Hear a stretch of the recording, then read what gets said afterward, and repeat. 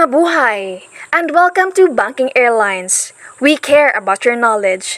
Please sit back and relax. Enjoy the rest of the reporting. This is Chapter 3, Banking Institutions. Listen, for after this is a graded recitation. Thank you. Good evening, everyone. We are the Group 3, and our report is all about banking institutions.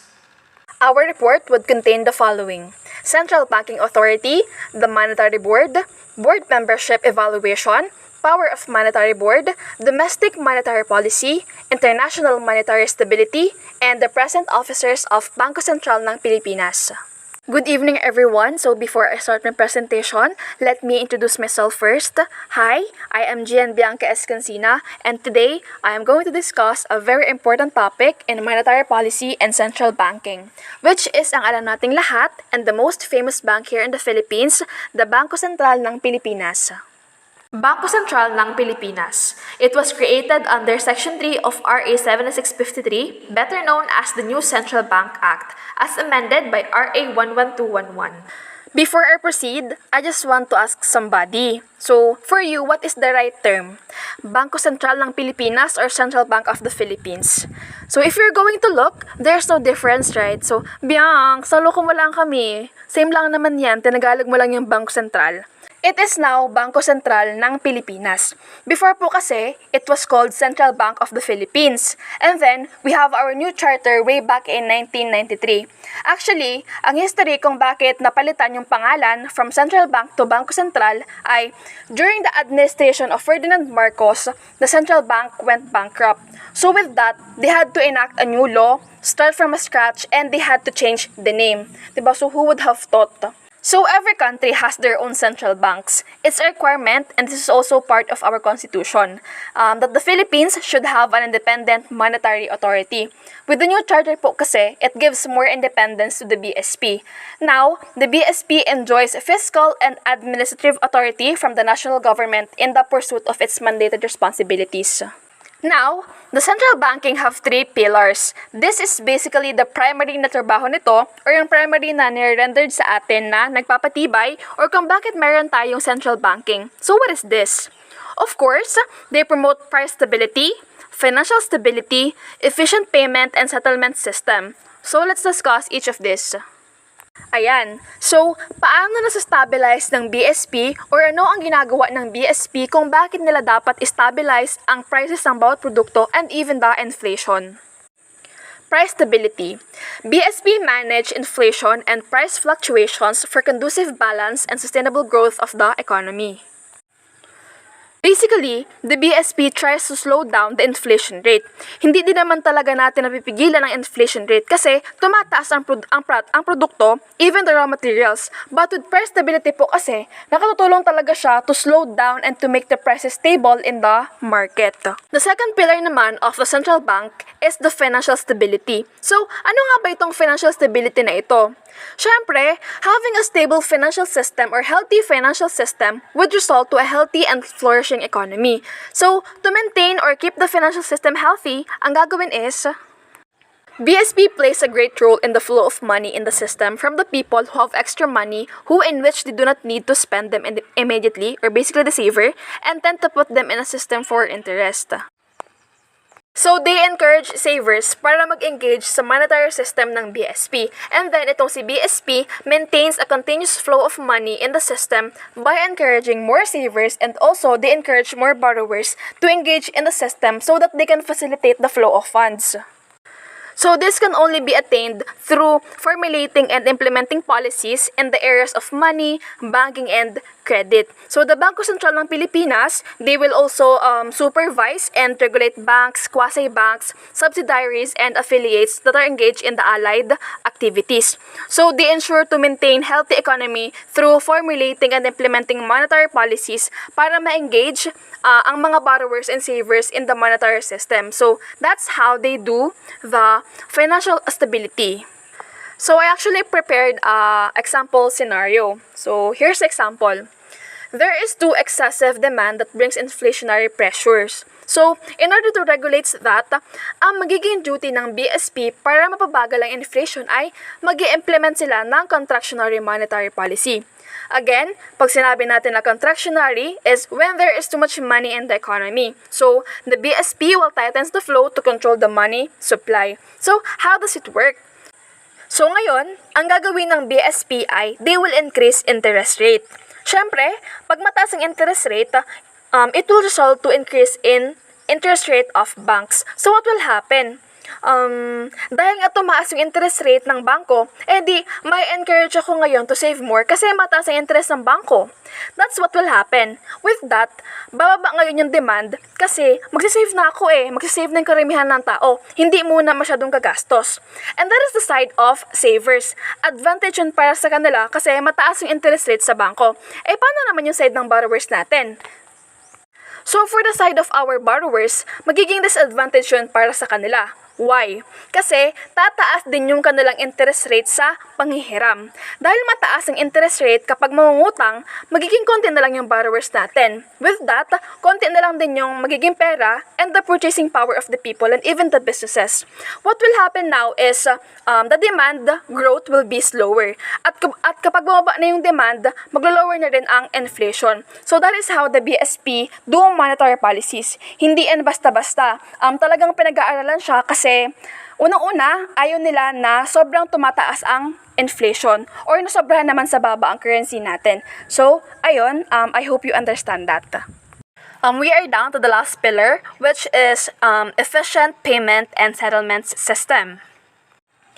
National Payment and Settlement System. So this includes the country's entire matrix of institutional and infrastructure arrangements and process through which money is transferred from one party to another, which aims to make funds transfer easier to both parties. Bukod sa kailangang i-maintain or establish ng BSP ang prices and the financial stability or the financial situation of our country, nag-iisip din sila ng efficient payments and settlement system kung paano tayo magkakapayad sa isa't isa sa mas madaling paraan or kung paano mas magiging convenient ang pag-fund transfer between two or more people or between institutions. So that's how BSP works also. Makikita naman natin ngayon, 'di ba? So, 'di ba? We can now transfer through bank to bank, we can wire money in real time and talaga napapabilis yung transactions natin. So let's proceed to the last topic under the Central Banking Authority, the other functions of BSP, which are the following. So, issuer of money. Remember that only the BSP can issue legal tender. So, BSP is the one who facilitates the flow of funds in our country.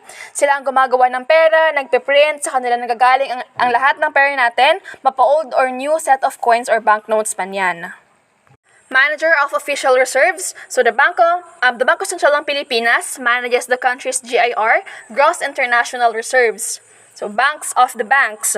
The BSP transacts with banks only and gives loan when warranted. Official depository and advisor of national government. So basically, the national government deposits with the BSP and the BSP advises the national government on borrowings. And the last is determination of the exchange rate policy. So BSP is in charge of the exchange rate policy. The Monetary Board. The powers and functions of Bangko Sentral are exercised by its Monetary Board, which has 7 members appointed by the President of the Philippines. Under the new Central Bank Act, one of the government sector's members of the Monetary Board must also be a member of the cabinet designated by the President. So since the Bangko Sentral ng Pilipinas is considered to be a corporation, a government-owned corporation to be exact, it cannot act on its own like a normal person. So it has to have a body na magbabayan sa Bangko Sentral when it comes to making decisions and actions to take. Just think BSP as a company. Alam naman natin na board of directors ang nagmamanage. But here, the board of directors ng Bangko Sentral is called the Monetary Board. Is that clear?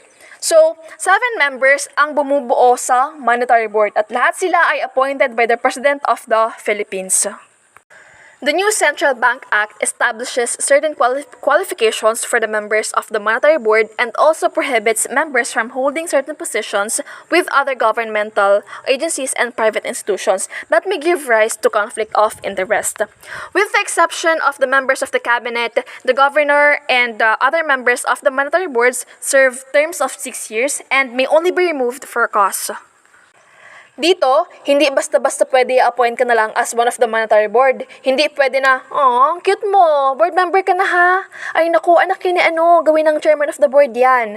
So, that's not how it works. It takes so much credibility in order for you to become one of the monetary board, more so to become a chairman. You have to possess talaga the certain qualifications and see if you're fit for the role. Dito, the BSP prohibits the boards from having position to other government agencies. So if you're one of the boards, you cannot be a liaison officer, an administrative officer, administrative aid, and etc. Para na rin maiwasan yung tinatawag natin na conflict of interest and to avoid yung biasness when it comes to decision making. So usually, yung monetary board natin ay may term na 6 years. In here, makikilala na natin yung mga present monetary board or the present officers of the Bangko Sentral ng Pilipinas. Let's go first with the chairman.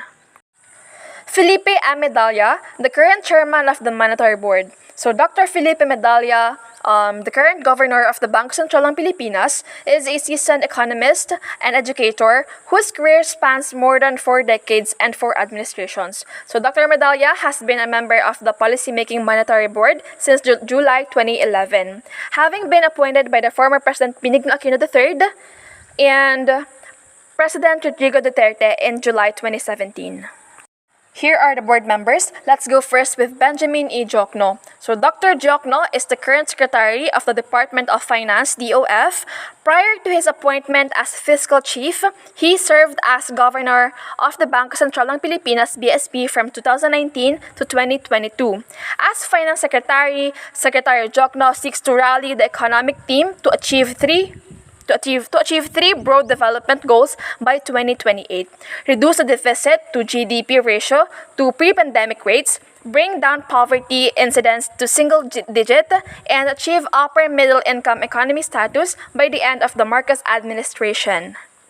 Other board member, Peter B. Favilla.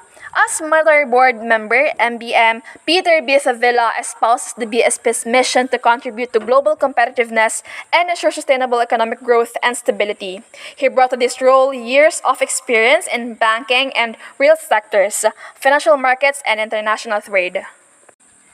Antonio S. Abacan Jr. So Antonio S. Abacan Jr. was president of Metrobank for 13 years from 1992 to 2006 and thereafter became its chairman and senior advisor.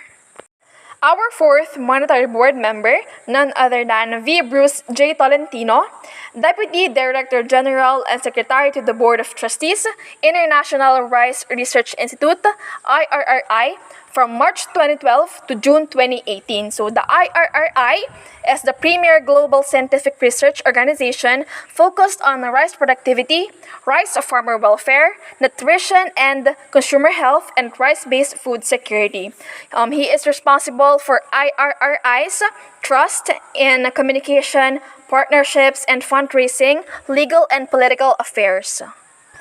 Monetary Board member Anita Linda R. Aquino's formidable career in banking and finance spans 3 decades of work in the Philippines and abroad. Prior to her appointment to the Monetary Board, she served on the board of the Philippine Deposit Insurance Corporation, PDIC. She was also a board advisor to the United Coconut Planters Bank, UCPB. We are down to the last monetary board member, the 7th, Eli M. Remoliona. In 1991, he joined Paul Krugman, awarded the Nobel Prize in 2013, and Susan Collins, now the president of the Boston Fed, in a high-level economic mission to the Philippines to advise the Philippine government on structural reforms. Good evening, ma'am. Good evening, classmates. I am Claudio Manlises and I am here to report or tackle about what are the qualifications to become a board member or what we call board membership evaluation qualifications.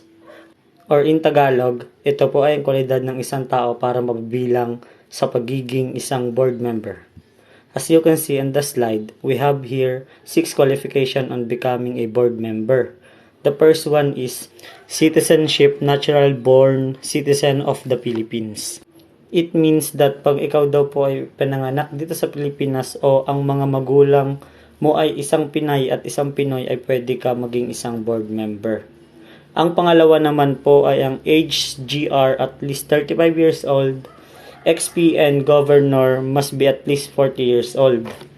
Ang pangatlo naman po ay of good moral character, which may be established with the submission of the clearance of or certificate from any of the following.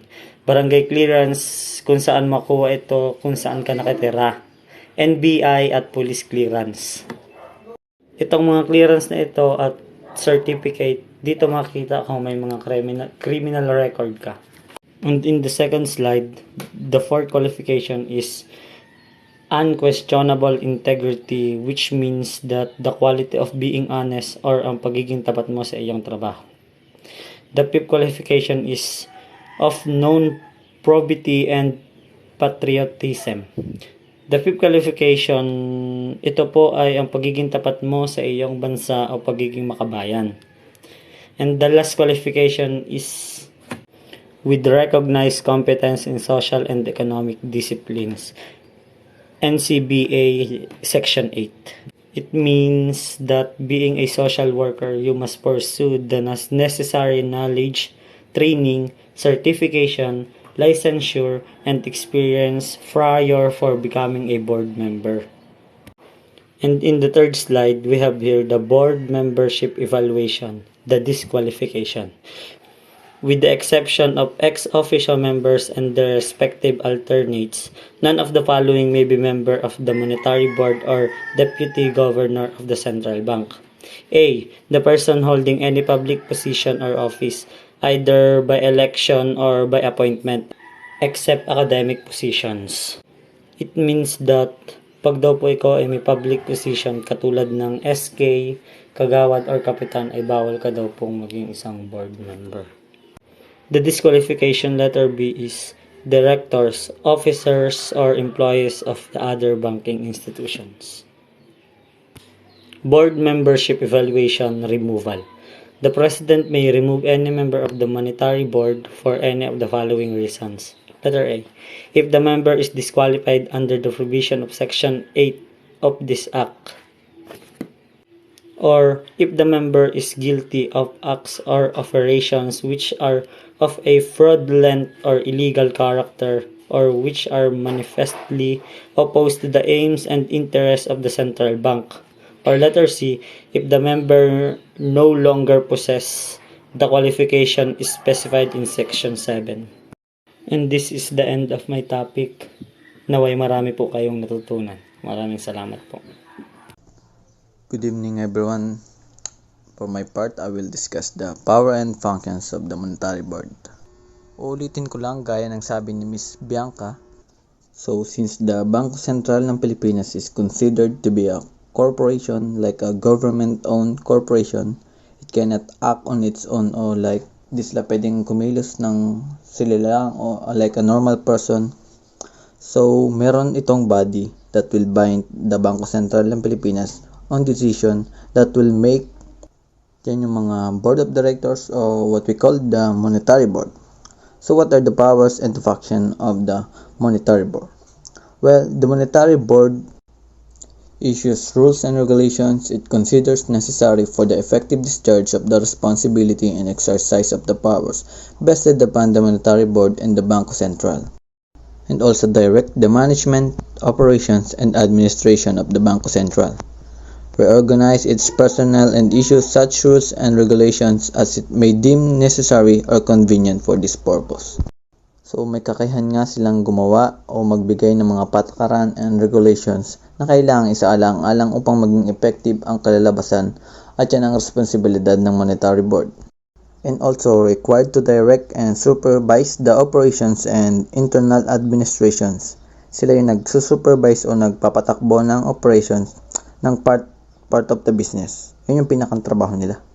So basically, they are the leaders. And the other power of the Monetary Board is establish a human resource management system which shall govern the selection, hiring, appointment, transfer, promotion, or dismissal of all personnel, and adopt an annual budget for and authorize such expenditures by the Bangko Sentral in the interest of the effective administration and operations of the Bangko Sentral in accordance with applicable laws and regulations. So, kaya din nila magtatag para sa human resource management system na namamahala sa pagpili or hiring, appointment o paglipat, promosyon at pagpapalis sa mga taong nais pumasok sa trabaho o nasa loob ng trabaho. Personnel means ito yung mga taong employed in an organization or engaged in an organized. And also, they are required to hawakan o magpatibay ng taunang budget such as expenditures or ginastos or money spent by the Bangko Sentral of the Philippines with applicable laws and regulations. And lastly, indemnify its members and other officials of the Bangko Sentral, including personnel of the departments performing supervision and examination functions, against all costs and expenses reasonably incurred by such persons in connection with any civil or criminal action. Indemnify is to protect someone against legal responsibility for their action. So, Monetary Board is nangangako na babayaran yung lahat ng nawala sa iyo if ever na may nangyaring accident or damage of the members and official of the Bangko Sentral ng Pilipinas, kasama rin ang personnel or the department performing supervision. And also, sinusuro din nila yung cost and expenses reasonably incurred by such person. Or if ever na may magawa kang bagay na against the law, dahil sa pagganap ng iyong tungkulin ay maaari kang tulungan ng Monetary Board o sila yung mismong magbabayad para sa iyo. Unless he is finally adjudged in such action proceeding to be liable for willful violation of this act. So yun lamang po, basta ang tatandaan nyo lang po, ang main function or power of the Monetary Board is they have to decide kung anong klase ng policy should be followed and what kind of regulations should be implemented. Yun lamang po at maraming salamat. A pleasant evening to everybody. I am your reporter for this evening, Dan Joseph Galicio, and I am here to discuss the domestic monetary policy in the Philippines. So, without further ado, let's jump into it. The BSP or Bangko Sentral ng Pilipinas' primary objective is to maintain price stability conducive to a balanced and sustainable growth of the economy and employment. Isa sa mga pangunahing mandato ng Bangko Sentral ng Pilipinas ay ang pagpapanatili ng matatag na presyo ng bilihin o price stability ng ating bansa. Nasusukat ang price stability sa konsepto ng inflation o ang pagtaas ng mga presyo ng mga pangunahin o essential na bilihin at serbisyo na kailangan natin sa pang-araw-araw. Masasabi natin na may price stability kung banayad o stable ang pagtaas ng presyo ng mga produkto at serbisyo. Napapanatili ng BSP ang price stability sa pamamagitan ng monetary policy. Ang monetary policy ay ang mga aksyon at desisyon ng Monetary Board ng BSP upang mapangasiwaan ang supply ng pera na umiikot sa ating ekonomiya at pati na rin ang halaga ng pagpapautang at pamumuhunan sa ating bansa. Makakatulong ito upang makamit ang mababa at banayad na inflation. Moving on, the purpose of monetary policy in the Philippines are the following: to manage the supply and cost of money and credit, to influence overall demand for goods and services, and to attain price stability. Since monetary policy is the control of the quantity of money available in an economy, these are the way to achieve sustained growth rates that will generate employment and improve the population quality of life. Otherwise, if the economy does not grow on a sustained basis, sooner or later, a crisis will occur with serious consequences for the economy, leading to the worsening social indicators, loss of public confidence, lowered investment, and higher unemployment rates, which can make countries' economy to flatten. Contractionary is when there is too much money in the economy supporting the overall demand for goods and services, which in turn increases inflationary pressures. The BSP tightens the faucet to reduce the money supply. This action dampens demand, which could lead to lower inflations. This includes higher interest rates, less spending or borrowing, more savings, and less spending. Just like our fellow reporter Joseph Quereza's example, if there's too much money, they need to tighten the faucet and reduce the money supply. Hindi man masama na madaming pera, but it can lead to inflation.